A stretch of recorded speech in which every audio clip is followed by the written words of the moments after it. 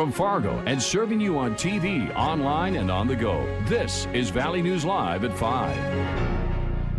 Well, it may be springtime, but for us in the valley, we'll soon be seeing heavy amounts of snow. And for those of you getting ready to travel for the holiday weekend, the road conditions are expected to get pretty bad. The National Weather Service says a winter storm warning is in effect in North Dakota and much of north central Minnesota. Duluth could get 8 inches of snow or more. Meteorologist Hutch Johnson is joining us right away to give us more on what we can expect. Hutch? All right, I got to tell you, we have got some wild weather. It is beginning for some with some light snow in our westernmost counties. This is a look at Stutsman County with the gray skies, lowering cloud deck, and a little bit of light snow from time to time making its way in. There's a couple things to keep in mind. The snow potential is going to be greatest along the track of the storm in the Southern Valley. The way things are looking, spreading from the Minot area through Carrington and very close to the FM area, Detroit Lakes, Fergus Falls, and then staying just north of the Twin Cities. So anyone traveling in these areas, the heavy snow comes first. Here's a couple things to look at. The radar, number 1 from Minot down through southeast North Dakota. We see some snow making its way through. Heavy rain in southeast Montana.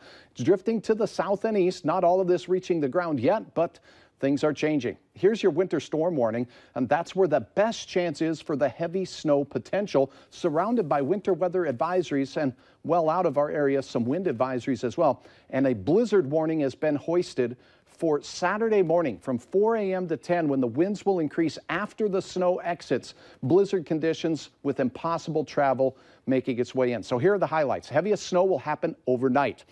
Early morning wind increases. The blizzard is most likely in the south from Fargo and Point South.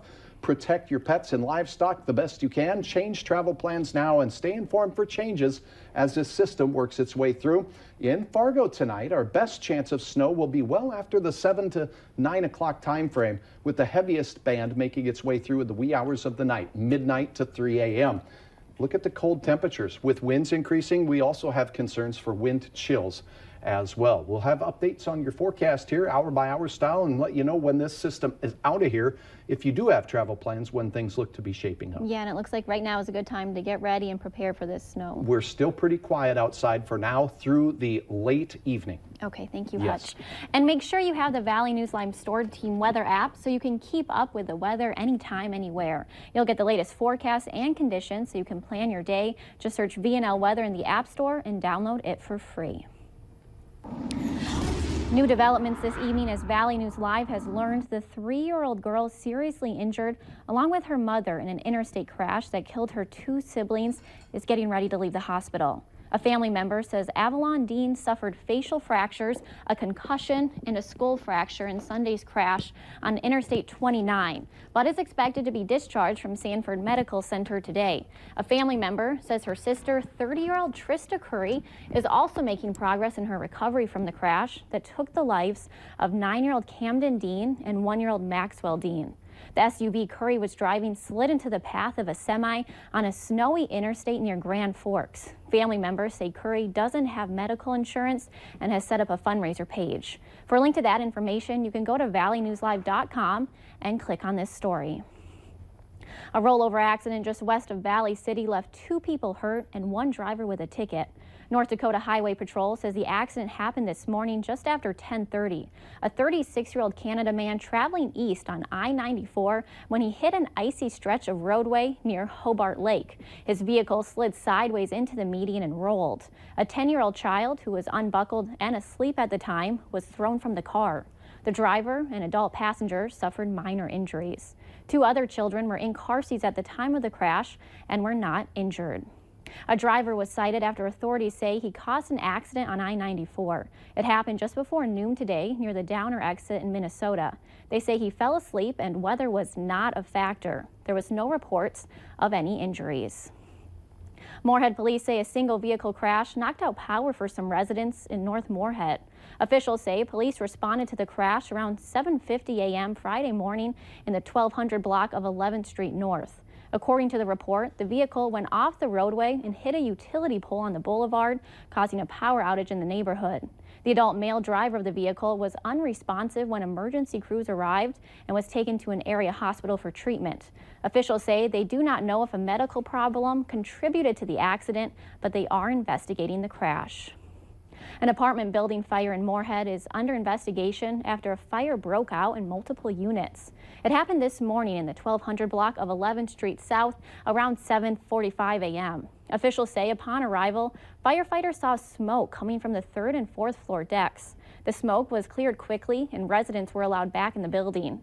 There were no injuries and firefighters do not know the cause of the fire, but they say it does not look intentional.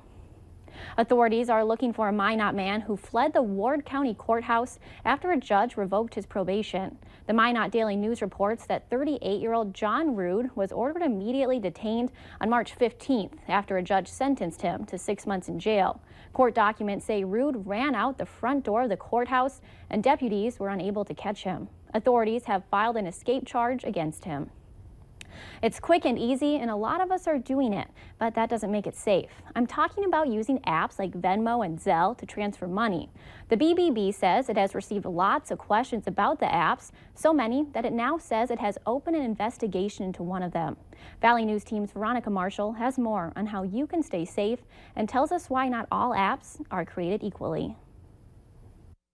Brianna Simpson uses Venmo about once a week. Mostly for friends, like squaring up on money or if we're out to eat. I like it because it makes things easy. You can just pay with one card and then figure it out later. And she's not alone. A new survey says about 60% of people use cash apps like Venmo or Zelle, and if you're a millennial or younger, that number rises to 80%. Think of it as Western Union for millennials. There's a large population that uses the app, so that makes me feel a little bit more comfortable with it. Despite their popularity, these apps can get you in trouble. While using the apps is easy, getting money back after being scammed isn't. All of these apps have some kind of complaint, a significant number of them actually. As we hand over a laptop that we're selling on Craigslist to somebody that we don't know via Venmo, we need to think about, well, are they going to cancel that transaction when they get back to their car? Is this money actually going to be there? In a statement, the network behind Zelle says, quote, because Zelle is intended to replace cash transactions between friends and family, it is critical that Zelle users not use it with anyone they are not familiar. Giving cash to an unknown person for goods or services could result in a scam. The network also says it can help with cases of fraud, but Zelle is actually not accredited by the BBB and is under investigation. We're not willing to put a rating on them at this point. Not sure if they're answering their complaints or if there are some other issues. In Fargo, Veronica Marshall, Valley News Live. The BBB says another way to increase your security while using cash apps is to attach them to your credit card and not your bank account. That way you're protected from fraudulent charges, and you can also cancel certain transactions. The Fargo Force have announced that Olympic gold medalist Monique and Jocelyn Lamoureux will attend today's Fargo Force game. There will be a meet and greet event for girls youth hockey players prior to the game, and in an effort to help grow the sport for young girls in the area, any girls youth hockey player that wears her jersey to the game will receive a free reserve seat ticket to that game. They will sign autographs for the general public in front of the media deck inside Shields Arena from 6 to 6:40 p.m. The sisters also made a stop at Sanford Hospital today. They brought words of encouragement to some of the children who are facing a tough time right now.